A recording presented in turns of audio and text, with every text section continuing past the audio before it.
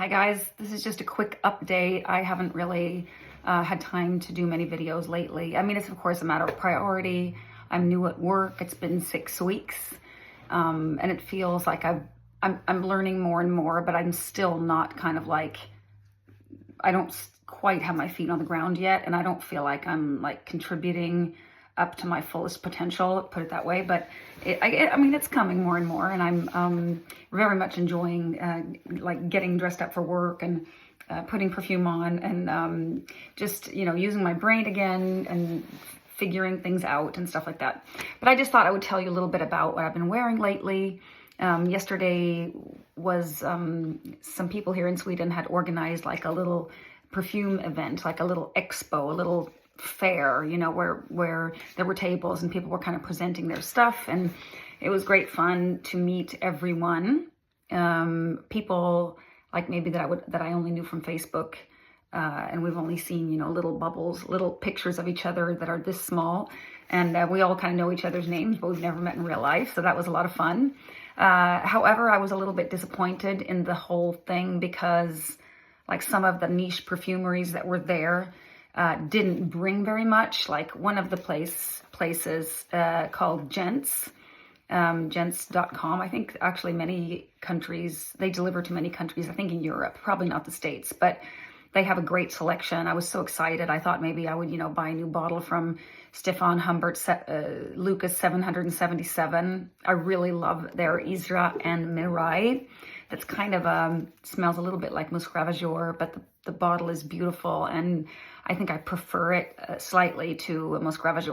But all they brought was Vidian, you know, or Weedian, this kind of Middle Eastern brand I mean, their collection is kind of like, they make like, it's kind of like designer deluxe, I would say, like really good, kind of like, they feel kind of like designers, but better. But they're not that interesting to me. And they didn't have much of an offering for the day. Usually if you have a little exhibition like this, you'll have, you know, something like a discount, or you get a gift or something. So it was like, okay, you buy this $300 perfume and you get like a 10 milliliter from Florist, like a fragrance that you might not even want. So I was a little bit disappointed. But then I felt really bad because I put up like a review in our local Facebook group, and I kind of just, you know, spoke my mind. There was another niche perfumery there where the owner was kind of like on his phone behind the table, and was just like scroll. It seemed to me that he was only scrolling on his phone instead of taking care of his customers, which I thought was really strange, but and not so respectful. And I actually did write to him later, but then I found out he was really trying to get his some reel up on social media, you know, with like a special offering for today or whatever. And he was pissed at me for speaking my mind in the Facebook groups. And I know he works multiple jobs. He's like on TV in this decluttering program. You can actually see it on Netflix. I think it's called like, you know, something about decluttering, like before you die or something. And he also is an interior designer, and he has a niche shop that's open 2 days a week. And I know it's not easy to like, you know, make everything, to do everything yourself. And I mean, I shouldn't have done it. I regret it. I regret talking, you know, gossiping, saying bad things without really getting the full picture. But if you, I have apologized, but he says that our relationship now has ended. Well, tough luck. I guess that is the backside of being honest. I was too honest. But I think if you're working too many jobs, it's going to show, you know, the customers are going to be able to tell you're not really there. He didn't feel like he was present in that situation, but, never mind. I guess you can't please them all. I did take down my review after reading, you know, he was trying to get that out there, and I didn't know that. So I did apologize, and I did take my review, or my, you know, my live video down off the Facebook group. So I will think twice before speaking my mind again, because I do want to like encourage this kind of initiative, you know, bringing people together with that all have this interest in common is of course a great thing. And I had a great day. I met so many friends, both my like closer perfume friends, but also other people. And then there was someone there that had brought his entire collection and was like selling decants. So I came home with 5 new decants, and I didn't really think them through so well, but like I have now. a 5er of Manhattan from Rouge, which is like a heliotrope kind of coconut fragrance. I have 2 from a brand called Artiste that have great design bottles that are kind of like really round and are great to hold. I think one is called Nabnan or something, and the other one is called Architects Club. And the Architects Club one is kind of a vanilla, a really nice vanilla fragrance, and the Nabnan, I'm not quite sure I'm saying this right, but I think is kind of like a boozy, incensey type of fragrance. And then what else did I choose? And then I got one from the long time discontinued, or maybe not long time discontinued, but discontinued benzoin bohème from Diptyque, which is kind of like a benzoin styrex something kind of fragrance that everyone seems to love. I just felt like it was really time for me to try that. And then one more, which I forget. What was it? I can't remember now, but I will get back to you on these fragrances. I haven't started wearing them yet. My fragrance of the day. Let's see, this morning I wore, what did I wear this morning? Oh, this morning I wore a really refreshing vetiver citrus fragrance called Escale on Haiti, like stop over at Haiti, like have a little vacation break. And it's really refreshing for morning time. If I don't really know what I'm going to wear, and I just want it to last like an hour or 2 or 3 hours. And then I know I'm going to be taking a shower and, changing my fragrance. Then I sometimes pick up something like this. And then I also found a little sample of the Ylang 49 from Le Labo that I put kind of on my hands. I don't have it on anymore, but it tends to disappear. It's a really nice fragrance, but Le Labo's, there are some light fragrances from Le Labo. I think like the Bergamot one, the Ylang one, Lys 41 that I used to own. And not terrible performance, but just not good. So I'm just a little off that house. I don't think they live up to their price point in general. But there could be fragrances out there that I have not yet tried, but I'm not so excited about the house. Then after the gym, I put on, I only have a decant and they're out of stock right now of this fragrance, but I think I might be going for full bottle, and it is Daphne from Comme des Garçons. This is kind of my first real love from the house because some of their fragrances are just too much incense for me. Too like woody incensey fragrances is not really my thing.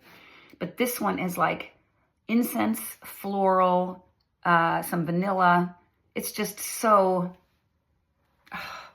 enveloping and so well balanced. There's lots of layers, lots of things going on, lots to discover, and yet it's so easy to wear. Like I'm definitely gonna be wearing this to the office. This is perfect for that. This is like, it's interesting enough to like feel like you're getting something, you're getting a piece of art, but it's also not so loud. Anyway, that's what I'm wearing today, and I very much love this fragrance. And I think they come only, I think, in a 50 ml bottle, and it's kind of one of those that there's only one of this particular bottle type. All the other ones are like collections. They have like a series, like the black ones or the white ones or the see-through ones, whatever. But this is like one single one. And then let's see, I'm going to go back to where I left you last time. I don't know if I talked about Myrrhe and Tonka and Myrrhe Impériale because I wore them one day I think this was last weekend. I don't know if I wore them to the office. No, I did wear them to the office. And these fragrances are like super, super popular, both of them. Myrrhe Impériale from Armani is discontinued. And Myrrhe and Tonka, I think you can still get. But I mean, they're nice fragrances, but like Myrrhe Impériale basically wore off, was really, really weak, and then wore off like within an hour or 2. So, I mean, I don't know. And I can't quite see. So it has myrrh, benzoin, amber, vanilla, saffron, and pink pepper. And I think that this is kind of one of those, I don't know, it's much spoken about, but can't quite live up to its reputation. This is my opinion. And Myrrhe and Tonka, I think some better performance, a lot better. And the notes are lavender, myrrh, tonka, vanilla, and almond. And these are a little bit different. I mean, Myrrhe Impériale is a little bit smokier, and Myrrhe and Tonka is a little bit more sweet, like a little bit more gourmand leaning. And I think that it's definitely an okay performer for sure. But I just think it's a little bit like, it's not so fine-tuned. It's not so well made. It's not, I just think there are so much, there's so many better fragrances out there. I would never go for full bottle of any of these two. Then I wore Friday. No, when was this? This was Thursday. I wore JTC 400 from Xerjoff, and this is like a tobacco flower. Well, it has white tobacco, which is a floral note. It has honey. Might have a little cinnamon. Let's see what it has.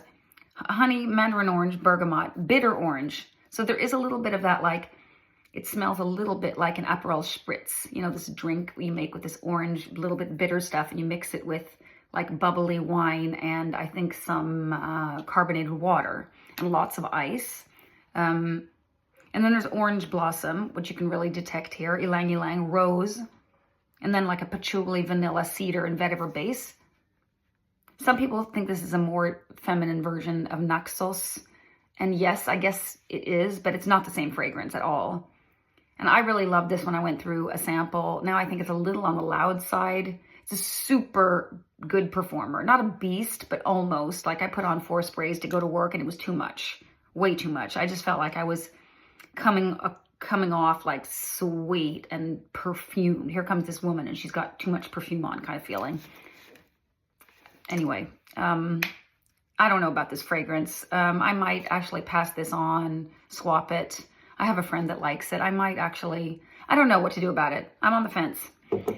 Then on Friday, I was almost alone at the office, which was a disappointment. I don't like being alone at the office. Our CFO was there in the morning, and then I was like all by myself. But I did enjoy my perfume. Something has happened to the top though. This like little thing that covers the sprayer is stuck in there. But this is one of my best fragrances. I mean, this is so easy to wear. It's Iris Prima. It's like iris with a really soft leather note. It says leather, but it's not as strong as leather. It's more like a suede type of note. It has a little bit of resemblance to Bottega Veneta or Veneta for EDP for women. Let's see, it has jasmine, leather, benzoin, vetiver, sandalwood, and the base, vanilla, and amber. It's really nice, and it lasted all day. I was surprised to read that, like, quite a few people thinks this has pretty bad performance. Not for me. And you know me, I'm honest. If something has bad performance, I will tell you. This does not have bad performance. I could feel it. I put it on at 7 o'clock in the morning, and by afternoon, I was still smelling it. But then I went out to dance at night, and then I did put on some more fragrance. I decided to wear Gardez-moi from Javoy, but it didn't work Friday night. It was something about like when I get really stressed out, like I felt like the stress kind of building up from the work week. I feel like I'm not quite gripping, what I'm working with. And I was like really up in my head, just processing this information. How am I going to learn this? I don't have that deep understanding for what I'm doing. And I find it a little bit embarrassing and like, will I be able to do this? Like, am I going to be able to keep this job? And those kind of thoughts were going through my mind, and I sprayed on this Gardez-moi, which is like, at the moment, felt cloyingly sweet. It's like a tuberose green fragrance. It has tomato leaf, I think, at the top. It's very, very special. And like on a nice summer day, I really love this fragrance sometimes, and I've also gotten compliments for it, but this particular time, it was just too much. I didn't enjoy it Friday. I felt like I was too overly perfumed. I was embarrassed. I don't know. Friday was a pretty bad day for me. Then after the dancing, I felt so much better. Like moving around is really like, it's an anti-anxiety thing.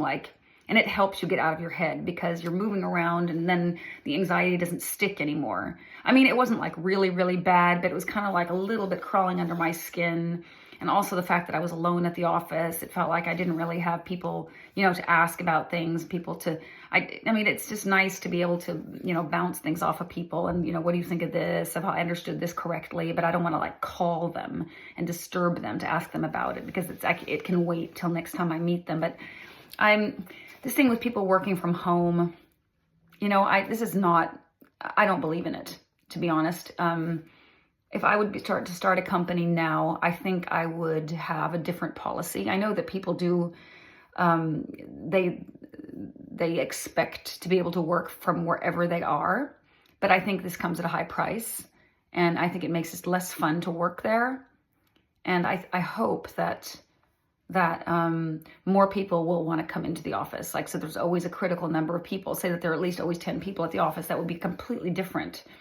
And especially if you don't have like enough to do, or if you don't have like, I mean, I have a lot of things to do, but I don't have anything that's like, that I'm invoicing a customer for.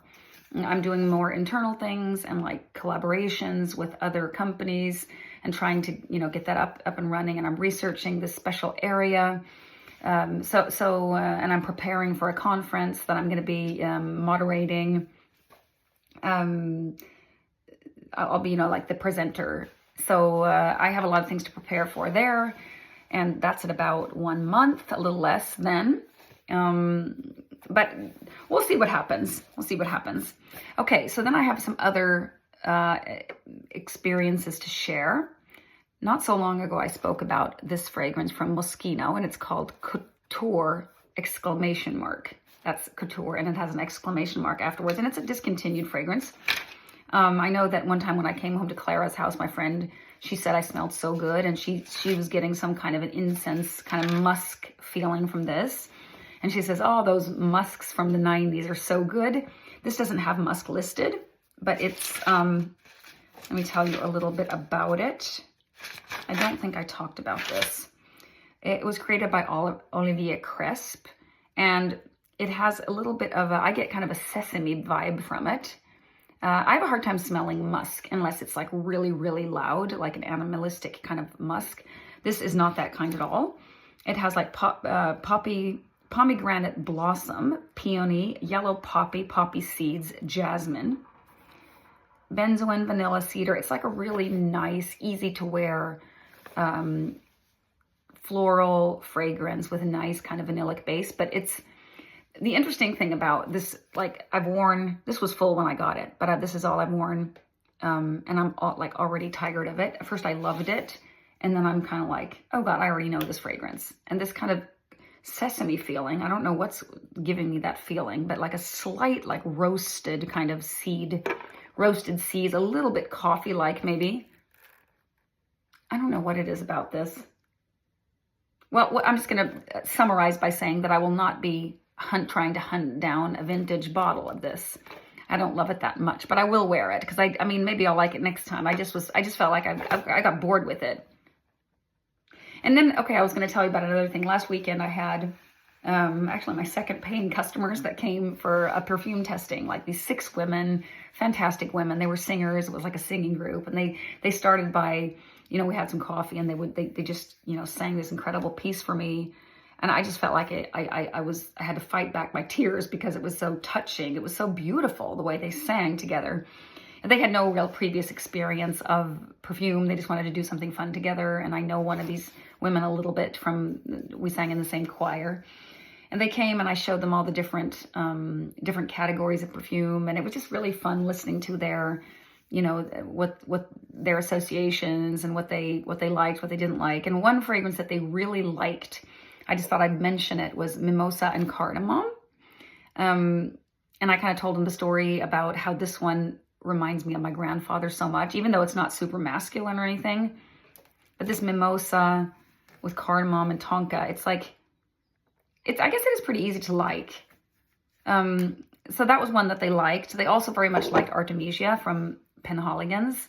And the surprising thing was that one of the women and her husband were like really into whiskey and were like collectors and, you know, like single malt and she was like, the dry down of Artemisia, I was really surprised. She said it smells like single malt whiskey. And I was like, I just could not understand that. But I don't have much experience with whiskey. But I mean, there's nothing in there that is, you know, that sounds like anything boozy, I don't think. I can't remember the notes now, but it's like, it has nectarine, it has green apple in the top, and then it has some beautiful florals. I think maybe lily of the valley. It has a beautiful orris note. The most beautiful thing about Artemisia is the buttery, luxurious, elegant undertone. Because this was a fragrance that I received like an 8 milliliter, you know, like a little vial of, and I thought it was really boring at first. And then with time, I kind of caught myself reaching for that one over and over again because it was just so, it felt so luxurious, and I just loved the way I felt when I wore it. And then I ended up getting a bottle. So sometimes those are the ones that don't give a great first impression are sometimes the ones that end up being the ones that I love the most.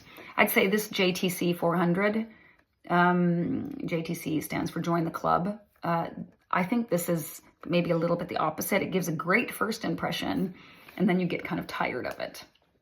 I don't know. It's just a bit much, this one. It's hard to, I'm going to try to wear just less next time and see if that works better for me. And then I've worn Chameleon from Zoologist, which I really love because now we're getting those first days of like a little bit of spring feeling. Now the snow is almost gone. It's been a little bit warmer. It's a great tropical fragrance with kind of a little bit of an incensey base. It has some fruits, I think, in the top, like mango and something more. It's just a really beautiful tropical fragrance, and I think I might also be looking for a bottle later on. I've also tried the new release from Jo Malone called Red Hibiscus, which is supposed to also be tropical, and it has like the hibiscus flower is kind of like one of the main notes, and it also has like jasmine, sambac, I think, and what else is in that fragrance? I just didn't think, I thought it was too designery. And I also been trying Scarlet Poppy Intense from the red bottle that they no longer make that red bottle, but they put it into a black bottle. It is the exact same fragrance. So at least that's what the person at the counter told me. But this Scarlet Poppy Intense is, it's kind of a tonka and heliotrope kind of heavy fragrance. But to me, I'm getting kind of, it also has orris, fig, poppy, and barley, and ambrette. It kind of has to me, like an almond cherry-like smell. And I think someone on Fragrantica had written it smells like a dry burgundy lipstick. And I'll have to agree. I could also get, when I read that and I sniffed the bottle, I could get that too. Or the decant, I only have a decant of this. But it also had this creamy feeling I get from Cashmeron, which I'm not so fond of. So I will definitely not be getting a bottle of this. But it's kind of one of those fragrances I kept going to the counter, spraying my hand, kind of loving it.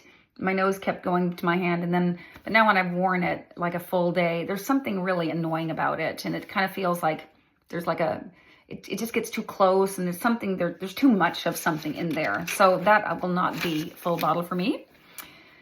Then I've worn, okay, the Red Hibiscus. Let me see if there's something more I was going to say about that.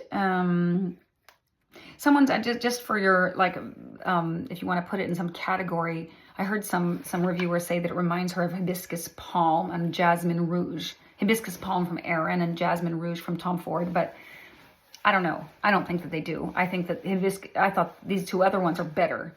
This one is a little bit more like something you'd find at Tax Free. Like I don't think it's good enough to be in a niche bottle. To be honest, I don't think it was that great. Then I've also tried a fragrance called Muscat, which I thought was a musk fragrance by the name. And to me it's funny because we call our cat Muscat. His name is Luigi, and then it kind of turned into Luigi Buigi. Now it's Bowie, and then sometimes we say Muscat. So he's got all these names. But this particular fragrance is from Ormonde, and it's called Muscat, and it's not. Muscat is actually the capital of Oman. That's therefore the name is Muscat. And it's kind of similar to Oud for Greatness. It's kind of a real, like a heavy saffron fragrance with dates. It's spicy. It's oudi. It has oak moss in the bottom. It was just not what I expected. I don't need it. I have a decant of Oud for Greatness, and I do like it, but I never wear it. I just sniff the top and kind of enjoy it that way. So, and I did find out some interesting things about Oman. I didn't know that. I didn't even know that this was the capital of Oman. It only has 30,000 inhabitants, so it's kind of a small capital. This is a dictatorship, and it became independent in, I don't know how independent. It's a dictatorship, but it's not. It was under. Let's see what it said. it was under British control until 1951, which I just thought this was a little bit interesting. But now it's a country where political parties are forbidden and so forth. So that's Oman. Anyway, then I also brought out my old little decant. I sold this bottle and I saved a 2 milliliter decant of Santal Complete from Fragrance du Bois. And I decided to wear it one day because I haven't worn it for so long. And I really, really enjoyed it. Not to the point like where I regretted selling the bottle, but I thought this is a really good fragrance.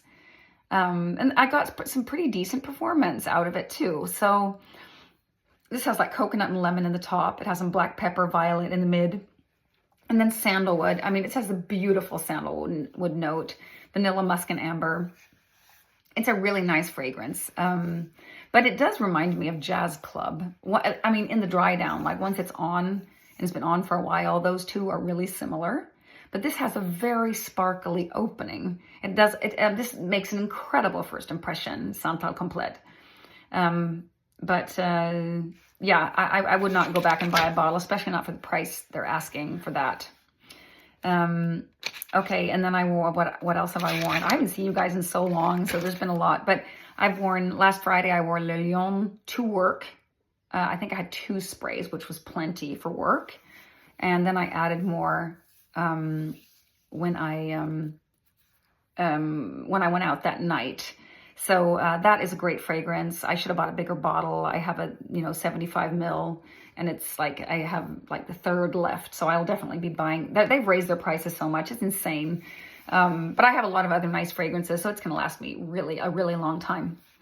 Okay, and then I have tried one more last fragrance I'm going to share with you, Samsara, the newest version of Samsara from Guerlain, which is like a nice sandalwood fragrance with florals, but it has these citruses in the top and jasmine and ylang ylang in the mid. And then it has sandalwood, iris, vanilla, tonka in the base. But when I put this on last Sunday, I was going dancing and I just felt like this is coming off sour. Like the first 30 minutes were a real struggle and I had put too much on. I felt like I was reeking of perfume. I felt like it was for an older woman. I don't know. I just didn't. Maybe it's the jasmine. It's kind of like it's too urine smelling for my taste, I think. So I kind of regretted that. I think I will go back and try it again because the dry down was pretty good. But it was just a bit much, this Samsara. I don't think I will be buying a bottle of it for sure. So this is what I've been wearing lately. Yeah. And I will get back to you about these 5 decants. And I hope it won't be like a whole month until I talk to you again.